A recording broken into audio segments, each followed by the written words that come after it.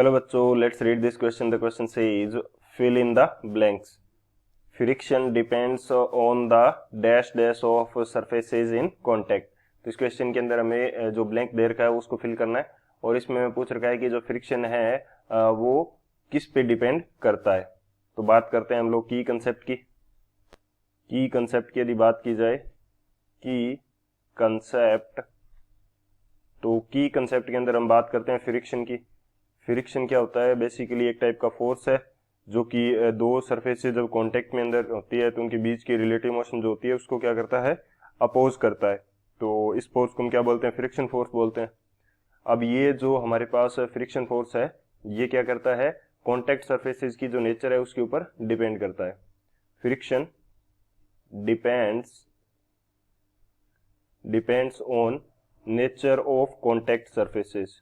Nature of surfaces यानी कि जो हमारे पास सरफेसेस कांटेक्ट में है उनकी नेचर के ऊपर डिपेंड करेगा. यदि हमारे पास क्या है? रफनेस जो है वो ज़्यादा है. रफनेस यदि ज़्यादा है तो उन सरफेसेस के बीच में क्या होगा? फ्रिक्शन भी हमें ज़्यादा मिलेगा. और यदि हमारे पास स्मूथनेस ज़्यादा है, यदि हमारे पास क्या है? स्मूथनेस ज़्यादा है तो हमारे को फ्रिक्शन क्या मिलेगा? कम मिलेगा. तो हमें फ्रिक्शन कम मिलेगा. तो ये इस प्रकार से नेचर के ऊपर डिपेंड करता है. तो ये हमारा मेन की कंसेप्ट हो जाएगा. इस की कंसेप्ट की हेल्प से इस क्वेश्चन को सॉल्व करते हैं.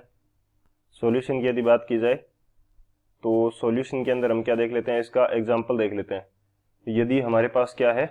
रफ वुड जो है, रफ वुड मटेरियल है, वुड मटेरियल, यदि कि दो हमारे पास सरफेसेस हैं जो कि लकड़ी की बनी हुई है, वो भी रफ लकड़ी है, तो वहां पे इन दोनों के बीच में क्या होगा?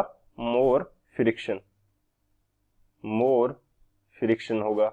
यदि हमारे पास ग्लास की बनी हुई दो चीजें हैं तो उनके बीच में क्या होगा? फ्रिक्शन कम होगा, क्योंकि ग्लास जो होता है उसके अंदर स्मूथनेस ज्यादा होती है. ग्लास मटेरियल है, यदि हमारे पास कोई भी ग्लास मटेरियल यदि भी है तो उसके अंदर क्या होगा? लेस फ्रिक्शन मिलेगा. लेस फ्रिक्शन, क्योंकि ग्लास की सरफेस जो होती है वो स्मूथ होती है. सो यहाँ पे फ्रिक्शन किसके ऊपर डिपेंड कर रहा है? Nature of surfaces in contact. So fill in the blank में क्या आएगा? Nature. So nature is the final answer. I hope you understood it well. Best of luck. Thank you.